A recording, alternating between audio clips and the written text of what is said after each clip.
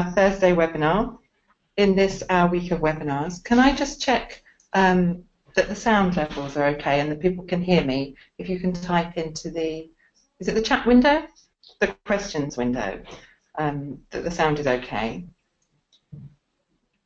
So this session today, great, sounds like the sound is okay. This session today is Get Interactive with Video, and it's based on a session that my colleague Paul presented at LearnTech, and it's got some extra detail around a few case studies in it. If you've got any questions or comments, then please put them in the questions box, and my colleague Kelsey will be dealing with those. And please feel free to use the hashtag KineoChat on Twitter as well. So, just quickly to introduce myself, I'm Krista Woodley. I'm one of the learning consultants in the consultancy and design team here at Kineo. And good afternoon. My name is Paul Westlake. I'm a solutions consultant here at Kineo. Particularly interesting for me doing this one, as Krista said, it was a session that I originally presented at LearnTech, and we had a lot of interest in, which was great. And have worked on a number of projects with some of our clients that are very keen to use interactive video, and we'll be showing you some examples of those a little bit later on. So let's get going. Very quickly, a bit of an intro to who Kineo are. Kineo are part of the wider City and Guilds group. So what that means, we have partners including ILM, the Oxford Group, and Digital Me as part of the City and Guilds group too, which means that we're pretty much perfectly positioned to offer a true sort of end-to-end learner solution to business needs that you may have and how we can solve your training needs. But this isn't a big show about Kineo today. This is all about interactive video and what interactive video is. As I said, we had a ton of questions and a load of interest following the presentation at LearnTech, which to be fair was no real surprise to us, because in our recent insights report, more than 70% of companies marked interactive video as an essential form of training technology in their learning strategy for 2017. It's not something that they just think maybe passing interest in, but something that was absolutely essential. So it does feel like there's a real appetite for this stuff now. It does feel like people have got a lot of interest in there, and we get a lot of questions about where do we get started. So hopefully we'll be able to help you with some of that this afternoon. But I think before we do that, it's probably best to start with explaining what interactive video is, and then we'll take a look at what it can do. After all, video has been used in training and part of most digital training designers' toolkits for years and years now. So you might be thinking, oh, what's new? Well, let's have a look. Well, it's fair to say interactive video goes way beyond what's possible with just using video elements in your training courses. So in its simplest form, we can consider branching. And that's video that moves in a different direction based on choices made by the learner. Again, nothing groundbreaking, and hopefully something that many of you would have used or seen in the past. And although it's nothing new, it's fair to say when used well, this can be a really, really powerful approach, and it's fair to say that we use branching in some of our courses even now. However, we're now producing video that goes way beyond branching. So using hotspots for navigation, for example, and these hotspots can be visible icons which let users choose if they want more information on a topic, or I guess hidden hotspots, which is great for testing learner knowledge in spotting risks, for example. And by combining those hotspots with the scoring method, we can provide feedback to learners, which is a great way. If you think about using that feedback, we can then put that scoring method together into high score tables or by offering users badges. So for those of you who thought gamification was a bit of a passing fad, it's fair to say it's still alive and well in interactive video. But what if your learner misses a key element when watching a video? And we've all sat there and browsed through videos and they just sort of pass us by. Well, that's simple. We can go back to that stage and encourage that learner to take a second look. Perhaps on the second pass, the hotspot that was originally hidden now becomes a visible hotspot, because it's key that these people see this. So that means interactive video is also a good fit for compliance, which might not be what you initially thought. And we can go a step further. So we can have multiple video streams running in parallel at once. So what that allows us to do is switch from one video track to another based on a user's behaviour. And this is all without the usual stop-start effect you might have seen from branching in the past. We're not talking about watch a piece of video, stop, make a decision and move off in a slightly different direction. we're talking about two or more tracks playing at the same time with the user seamlessly being transitioned from one to the other. Now, as ever, it's probably easier to show you some of that stuff than it is to talk about it. And a nice example of where we would use multiple video tracks is in our new DayOne product, which Chris is going to take you through in more detail now. That's right. So DayOne, you can see a picture from the action there. DayOne is a great example of exactly that, and I'll explain how those multiple streams work in a moment. So just to start at the start and talk about the original idea for DayOne, it's an idea that's relevant to every organisation, I think. It contains learning which is aimed at new starters, college leavers, graduate recruits and apprentices. So really for any organisation that employs people who've never worked in a workplace before. So for anybody starting work for the first time. And so that's why we've called it DayOne, because it's your first day in the job. So as you can see from the statistic there, 3/4 of UK employers say there's a soft skills gap in the UK workforce. So what we created is a pilot for a product which seeks to bridge that skills gap, the skills gap between leaving school or college and starting work for the first time, as I said, and raises awareness of key soft skills and character skills and behaviours that are expected by employers and also by colleagues, more experienced colleagues in the workplace. So to give you an example of the kind of content, it teaches you what to do and how to behave in a meeting. So it's very simple but very, very important. So for example, it tells people that if you're going into a meeting and you've never been in a meeting before, then take a notebook, do any preparatory reading that people have asked you to do, and if you're in a meeting with people you've never met before, why don't you write down their names so that you can remember them if you need to address them directly. Or, for example, if you've never used email in a work situation, it tells you how and when to use different email functions. For example, the critical reply all, and crucially when not to use it.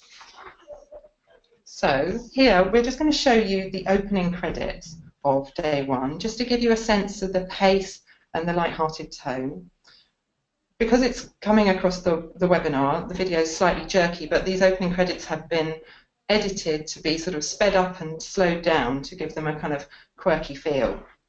So DayOne is a series of short episodes of interactive video drama. We wanted to make it entertaining as well as informative to engage people. It's shot from the first person point of view, so as the learner you're positioned as one of the characters in it, and you've got a fellow new starter, and you and your fellow new starter need to work through your probationary period. So this first person point of view makes it more of an immersive experience. And like I said, the tone is funny and fast-paced, so it keeps you on your toes. So I know that Paul's talked through a few of the kind of different interactions that we see in interactive video. So here, DayOne has visible and invisible hotspots. So here you can see one of the characters indicating a visible hotspot. So we start the learning with a short video piece where the manager character explains directly to you, the learner, how to use the interactive video so that you understand how it works and how to use it. So you click these invisible or visible hotspots to launch different things. So here you can see that manager character is talking to you directly because you've clicked one of the hotspots. One of the other things that you can see in it, if you click a hotspot, we have wisdom videos. So this is a menu of wisdom videos, and the wisdom videos contain testimony, insight and advice from a wide cross-section of working people. So if you click one of these, it plays the video, one of the videos from the menu. And so for every extra video that you play, you are accumulating points towards your overall score. It also contains articles, so you can have a bit more textual information. So here's a short article about using social media in the workplace, how to use it, how not to use it, when to use it and when not to use it. Again, this is a very simple multiple choice question that asks, so you access it at a certain point in the drama and it asks you what a character should do. So you're able to make choices for the character and direct what they do. And some of the assets, some of the learning activities are very, very short and simple. For example, here's a simple text caption that gives you immediate feedback on something that you've clicked. So you can see that this is the first person character, the learner, writing notes in a meeting, and the caption simply says, yes, it's important to listen carefully to instructions and to take notes when you're given them. Sorry, that's me not clicking on, isn't it? That's all right. So, I was reading the question. Sorry, I was trying to think ahead. Yep.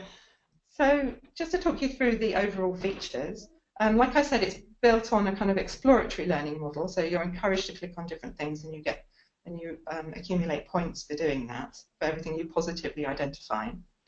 As Paul said at the beginning, there's a warm strand and a cool strand. So there are two video dramas playing in parallel. The warm one is in full colour and the cool one is in black and white, and if your score dips below a certain point, at the end of a scene, you'll move seamlessly into the black and white strand. And there's a very slight difference in the actual drama. So if you move to the cool strand, if you've not been doing so well, then your colleagues are slightly less friendly, slightly less helpful towards you. Well, there's a couple of questions that might be worth taking right now. So the first one is, what tool are you using for creating interactive video? Well, it's a bit of an interesting one. So we looked at what was available in the market, and there are lots of tools around for using video in learning. But we found that many of them, one of the downsides was that they didn't play very nicely on iOS devices, iPads and Android tablets and the like. For us, that was a bit of a deal breaker. So we actually produced our own framework for producing interactive video. And what that lets us do is not just do the branching stuff we're talking about and the hotspot stuff we're talking about, but that can either be a standalone piece of video content, or it can also be embedded in one of our courses. So we'll come to how that might work in a minute going forward. So short answer is we use our own framework that we've produced, and we can work with clients that have existing video and build that into interactive for them if they want to do that. And again, we'll come back to that in just a second. The other question is probably as much for you, Krista, as it was for me. What would you suggest would be the best duration for a video? So very short bits, I'm assuming. Yes, I mean, normally we recommend for a non-interactive video, the ideal length is just a minute or two in order to really keep people's attention. I mean, I think for what I've shown you here, the episode is around 4 minutes long, and that's because it's a drama and it's exploratory. So although it's fast moving, the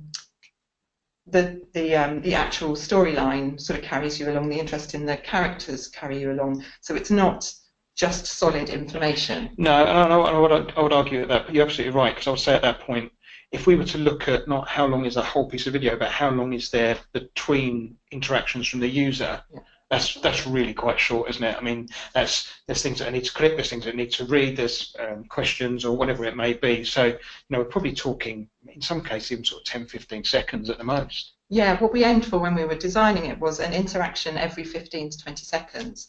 And we also had a kind of metric that we would keep things on screen for about 3 seconds, because we thought that was about the prime window that you should allow somebody, give people a fair shot at noticing something and clicking on something. But definitely to keep things happening, I think more often than every 10 to 15 seconds is probably overload, unless you've got really, really quick thinking, super quick thinking people. Yeah, it's a fine line, isn't it? Because what we're trying to achieve is people are watching something and then making a choice on how they react to it. So if we have dozens of hotspots everywhere, it just becomes a bit of a click fest, and they're not really, there's no benefit to using video at that point, really. So it is, on one hand, you've got that, so let's hide this stuff and let's people click around and see how to get on. And then if we were using it for something like compliance, for example, where we definitely need people to do this. Again, video is great for that, because it lets us stop, say, or there's something that you missed, rewind the video and say, have another go, which again is a really nice use of it, I think. So what do the users think then? So what's the general feedback been like? So we've run we've had lots of feedback, and we've also run some user groups with college students who are obviously our target audience for this. And we've had some fantastic feedback. As you can see there, the key points that came out were that people liked the light humour, the lightheartedness. They liked the multiple points of view, so that you've got different characters, but you also got the wisdom videos from a wide range of real people, different ages, different job roles, and that the learners really, the people in the user group really liked the exploratory model so that they could try out decisions. So we've been really pleased with the feedback so far, and obviously we're really interested to hear any more thoughts. So I think we're going to put up a link to the demo here, so if you want to have a look at that, and if you've got if anyone on the webinar has got any feedback they want to send us, then that would be fantastic. Yeah, thanks very much. I think there's some great anecdotal feedback from the learners around video in a whole, but certainly with DayOne. And some of them, it's comments like, "It doesn't feel like learning. I want to see what happens. I want to see what happens in the next episode, and how it plays out," which is great. So that's training that users actually want to do, and surely that's a complete win for anybody who's working in an L&D department. But what about you? So what about the people that are working in the L&D department? Well, the good news is that there's real benefits for you as well, as you can see on this slide here. So the first one to point out is video helps reduce the amount of time spent on a piece of learning, or sort of reduce seat time, as we would call it. So as an idea, what would have been 20 or 30 slides of e-learning, that same amount of knowledge can be put across in 10 or 15 seconds of video, as we've already said. And in a lot of cases, we'll see the same change of behaviour. So, there's no loss in the quality of learning. It's just over a shorter space of time. And people seem to, really warm to that. It provides a perfect platform for scoring and tracking. So, just as a reminder, these videos and working on our framework are SCORM wrapped. So we don't just know that someone's watching a video anymore. We know, did they click on the hotspots? Which hotspots did they click on? Which scores did they get? Did they watch all of that video? Did they watch, how many of the wisdom videos did they watch? Which bit pieces did they have to go back or forward through? So, it provides a perfect platform for scoring and tracking, which means it is a good fit for compliance, which in the past I think people have been a bit concerned about. Video is great for letting people practice. So it lets people practice in a safe practice environment, safe learning environment. And from what we've seen, safe practice leads to exploration. So people are more likely to try something different that they wouldn't necessarily try in front of a customer. In an interactive video piece, they will see how things play out, because there's no risk there for them. So by exploring, they, sometimes this leads to unexpected outcomes, and those unexpected outcomes therefore lead to behavioural change. So, explore, try something different. There's a different behaviour, a different outcome, and therefore you're going to try something different when you go and face that customer yourself, or when you try and do that task in your own job. Ultimately, it feels less corporate or compliant to the user. In short, it's probably a different user experience to what they're used to. If you tell a user they're going to do a piece of e-learning, you'll probably still get the eyes rolling and can I just click next a lot and get this over with. A lot of our learners say that they didn't do a piece of learning, but they watched the video instead. And ultimately, they did do the learning, they just didn't feel like they were, which is great. Now, this all sounds really positive, I'm sure you'll agree, but I guess the biggest elephant in the room right now is the perception of using video in learning and the costs that are associated with that. So we're not going to shy away from that question, so let's sort of face that one head on now. It's all great in theory, but I can't possibly do that in my budget. Well, the simple answer is it doesn't need to be as expensive as you may have thought. It is fair to say that we probably get more concerns and more questions around budget when we suggest video than anything else. But ultimately, when we investigate a bit further, in many cases, we find that clients already have existing video assets that we can repurpose and make interactive. So, for example, you may already have video in another part of your business, marketing collateral, for example, which could be the perfect starting point for an interactive project. You could also consider filming video yourself. I'm sure most of us have a great video recorder built into our phones right now. So making video footage is simpler than it's ever been. And video quality on some of these devices is fantastic. Basically, we can cater to most budgets. It may not be anywhere as expensive as you think. So what I would say is don't just discount it out of hand and think it's going to be expensive. And come and have the chat, come and have the conversation. More importantly, come to us with your ideas of where you think video may be a good fit, and we'd love to hear about exactly that. So let's look at a couple of examples. Now, I'm going to caveat this by saying, these are videos that are playing over a webinar, so it's dependent, although we've got a very fast connection this end, is to a certain extent dependent on connection your end, but we'll see how we get on.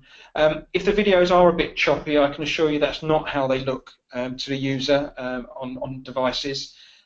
And we're going to send out some links afterwards, so you'll be able to play them in your own time and have a really good look at the videos yourselves. So anyway, let's get on to a couple of examples. So one company that really embraced interactive video as a delivery method is Rolls-Royce Motor Cars.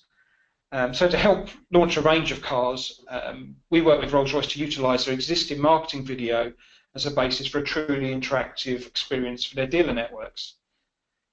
Initial conversations went along the lines of, we need a piece of e-learning for this, but after those discussions, it was quite quickly decided that video shouldn't just be an element of the learning, but why should video not be the learning itself? And that's very much the approach we've taken with this. And having worked with Rolls-Royce previously on other projects, we know that there's a real desire to encourage competition within their dealer network, and we achieve that by adding challenge elements to the video piece. So we're going to have a look at it now.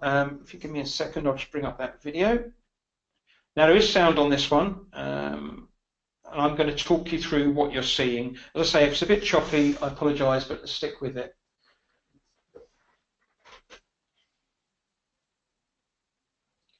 Okay, so first up we're going to start with an animated scene. Why would we have a flat video that would just, sorry, a flat image that would look ridiculous? We're going to jump into exploring Black Badge and let's see how we get on. Feels a little bit like a marketing video, as you can see, because it's exactly what it is. And throughout the video we have a number of visible hotspots that we can click on. One coming up now. When we click on that, the background video will stop. Black Badge is the ultimate ego of Rolls-Royce Motor Cars, allowing us to present the brand in a bolder, darker, more daring way. It's alluring and distinctive. It maintains our position as the pinnacle of luxury whilst delivering a different take of the Rolls-Royce experience. This bolder image of Black Badge is backed up by credible engineering substance. The car truly delivers against the brand promise. Okay, awful lot of information in there in a relatively short space of time. So when we exit out of that, the background video starts playing again. Now if I don't click on this hotspot, that's absolutely fine, because remember this is a video track, so we can rewind the video at any point and jump back to a point and view it again, which we'll do now. There you go, jump back. And this time we're going to bring up a question rather than another video, just to sort of make sure that people have been listening to the video as they've gone through, just giving more information.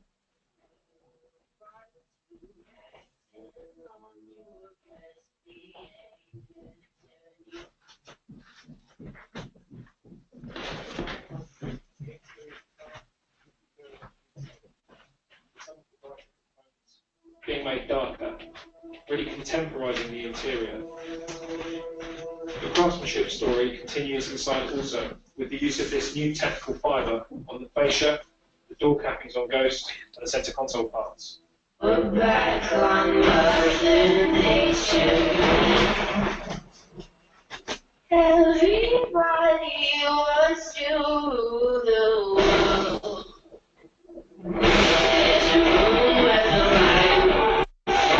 Okay, so if I exit out there, let's assume that we've watched all of that and we've learnt enough. Now let's just jump straight into the challenge. Two customers that I have to try and sell a car to This next. is Arthur.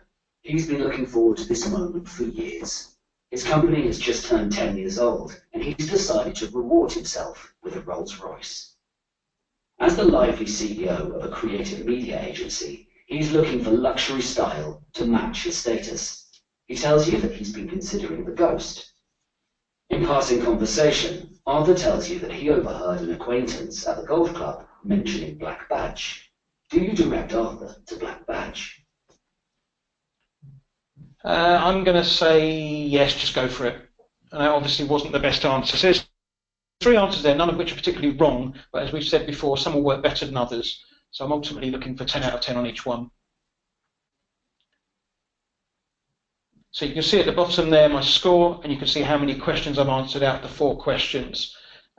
So just ready to move on to the next question now. After you've told Arthur that Black Badge is Rolls-Royce's bolder, edgier alter ego, he seems impressed and asks to see the car. He views the car and says that he likes it in principle, but he isn't a fan of the black. What do you do? Well, I know for a fact Black Badge comes in any colour you like, as you'd expect from a Rolls-Royce. There you go, 10 out of 10 for that one, which is great. Arthur's impressed. He can imagine himself in a Black Badge car. Now he wants to get behind the wheel. What do you do? And I think a personalised test drive would be the order of the day here.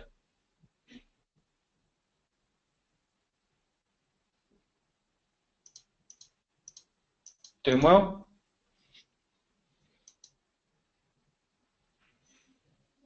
While test driving the Black Badge, Arthur notices the infinity symbol.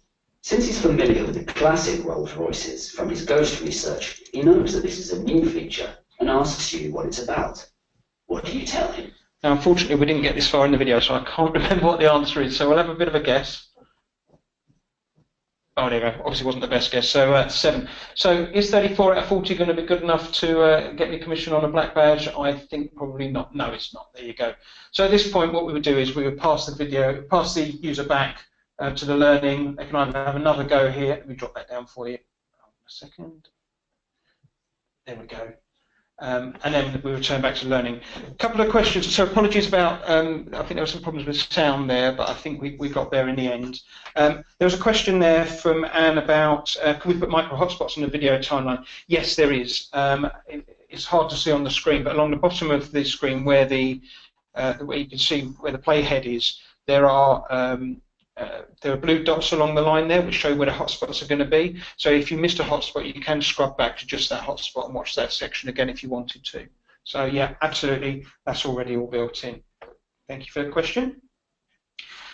So let's jump forward to that. Here we go. So hopefully you've got an example there of interactive video and how it can be used for providing more information about a product and testing a user's understanding of that.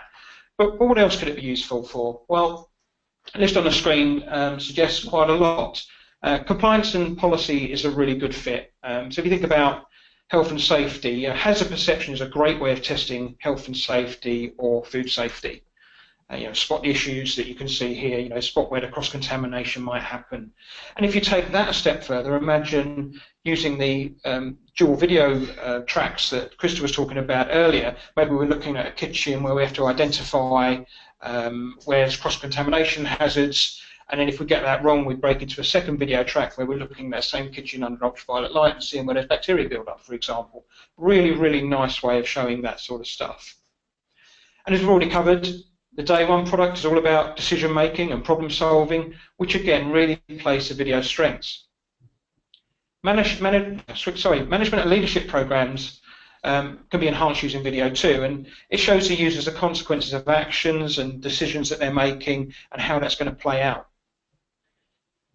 But I guess, in my opinion, possibly the best fit is as a part of an induction or a pre-boarding program, where we use video to get people up to speed with what it's going to be like to working for a company or introducing them to that company.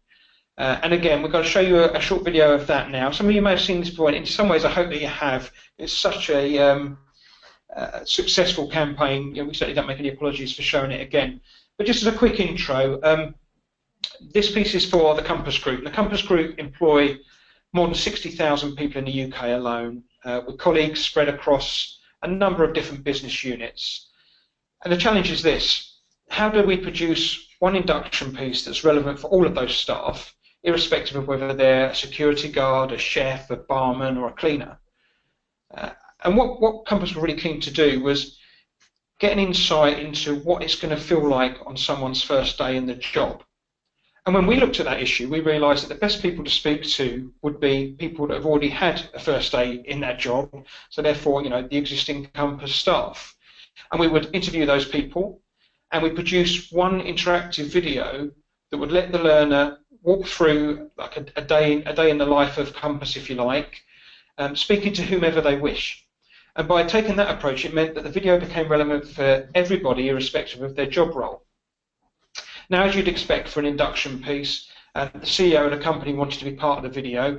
but we were quite keen that it didn't feel too corporate. So he was really good with it. So we got him to do the introduction to the video piece itself, which I'll show you in a second, which I think worked really well. Once I've played this video, just I'm going to quickly talk you through how we managed to capture the amount of footage we did, and also bear in mind, this was filmed using just 2 GoPro cameras. So if you want to talk about costs, this is a really relatively low price piece of work, but I think you'll find the effect is really good. Let's jump in now. Again, hopefully you get to hear this one. Hello and welcome. We could not be more pleased about you joining our team. Now, Compass Group is an exciting business. We operate across a multitude of sectors and in some absolutely amazing venues. Now, I could stand here and tell you all about it. We thought the best thing to do would be to take you on a journey so you can see and experience it for yourself. I know you're going to enjoy things, so good luck, and have a great time. Thank you.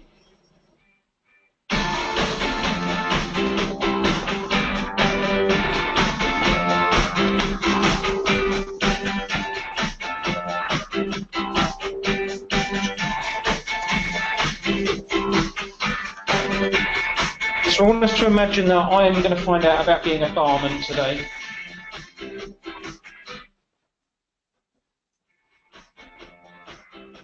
My name is Massimiliano, and I'm the head mixologist of the American Express Bar Lounge in Auto Arena, part of the restaurant part of Compass. So this is not a boring job, it's a great job, and you have a fun job. And yeah, trust me, I have a lot of fun.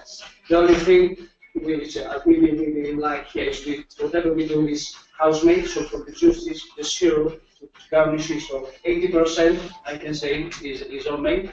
And yeah, my team is a body. Without a strong team, just one person cannot succeed. And with my guys, it's a great team. With a bit of my training, all together, we are keep going with this.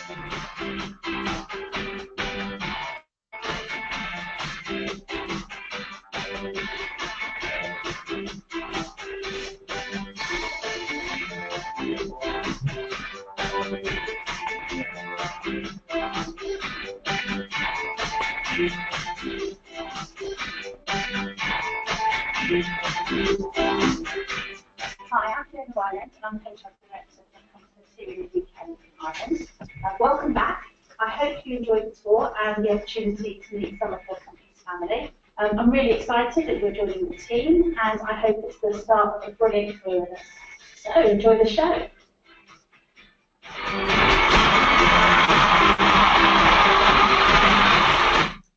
Okay, let me stop that there. So as you probably got the idea there that I could click on those orange hotspots which brought up sort of more information videos from the actual staff.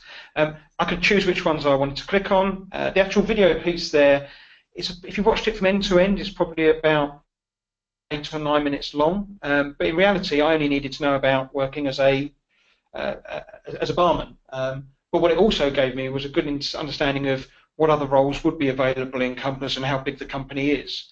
As I said before, when we're talking about making videos, this one's a great example. So when we approached this project, one of the things we were keen to do was obviously speak to people that actually work in the Compass group already. And the way we did that was by pushing out a request, by literally asking them 2 questions. Tell us what you like about your job, and tell us how you felt on your first day, or what concerns you had on your first day. And we set up a secure YouTube channel and just asked people to film that themselves, whether it be on their phones or any devices they've got, and just upload those videos to us. And we were expecting, I don't know, 20, 30 people to sort of take us up on that offer. Within the first couple of weeks, we were well into 3 figures. 1,000 people had uploaded videos and wanted to be involved, which is fantastic for 2 reasons. Well, one is because we had an awful lot of footage to work from, and basically the footage created itself, if you like.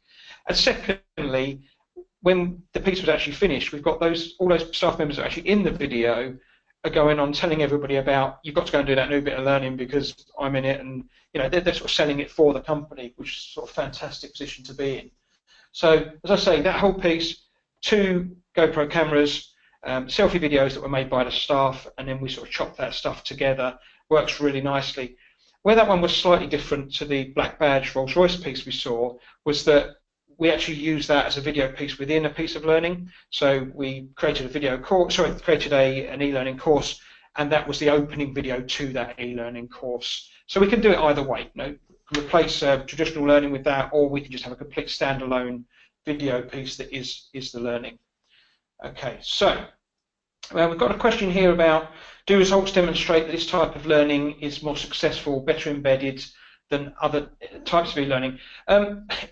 It's fair to say what we haven't got exact measures, but what we have got is a lot of anecdotal feedback from people saying that putting on a video piece, how quickly their users work through it more than they would, say, a sort of traditional, in inverted commas, e-learning piece. So it's probably fair to say it's early days, but the anecdotal feedback from the learners in particular is that it's learning that they absolutely want. And I think we'd be massively missing a trick if we didn't do more of this stuff, if it's learning that people want to do, you know, and we don't have to push them and twist their arm to do. So it seems to be working really well. And there's another question there. Did you use any extra equipment for the sound recording, or was it straight from the GoPros? I think we had a sound mixer on the day that was walking around, a sound engineer that was working around with the GoPro stuff. I don't think that was straight from GoPro. But to be fair, the walk around hasn't got that much sound on it anyway. It's just a music track. If you think about it, the sound is actually on the people's interviews, and that was taken using their phones and their devices anyway. For the head-to-head bits at the start and at the end, we use proper mics and stuff for that. So again, very much done at a relatively low budget. But nice question, thank you. So hopefully, I do appreciate that it may have been a little jerky. You know, apologies for that. As I say, it would be great to show you this stuff sort of face to face, and you can download and have a look at it yourself, which I think is the best way to get the best experience from it. So hopefully you've got an idea of what's possible with interactive video. There are some key elements that myself and Chris haven't had time to cover. A couple that maybe we should absolutely point out. Our interactive video technology, it works on all modern devices. So as I said before, iPads, Android tablets, you know, it's an absolute deal breaker for us to have to worry about what this is going to play on. So, you know, it just needs to work. Don't forget that the interactive solutions are SCORM compliant, which means that you can be confident that someone's worked through learning. So again, you know, if you're thinking of using this for a compliance piece, it will absolutely work for that. You can measure who's clicked where, who's viewed what, and you've got that information to hand. If you're looking to get started, much of what we've covered today, and it's probably fair to say a whole lot more, is available in our latest guide, which is Lights, Camera, Interaction, which you can go ahead to kineo.com and download later today. But again, the best way to find out and see more of this stuff is probably to come and have a bit of a play with it yourself, and more importantly, to sort of challenge us. So come to us with your ideas, and we'd love to talk to you about where we see video working for that. To that end, we're running an open day at the end of the month, showcasing not just DayOne and interactive video, but many of the other offerings that we have here at Kineo. And it would be great to see you there. So if that's something that you think you're interested in, if you fancy a day out in Brighton looking at some cool stuff, then please get in touch. Either drop us a line on email, or reach out on Twitter at I'm at Paul Westlake, or via @Kineo, and we'll pick up that conversation. As I say, it would be great to see you at the end of the month if you can make it. But for now, I think we'll thank you very much for your time. Just let me have a quick look to see if we've got any more questions. Thanks, Diana. That's very kind of you. Hopefully you did find it useful. And again, apologies for any of the choppiness involved. But other than that, we hope you enjoy the rest of your day, and thank you for your time. Thanks.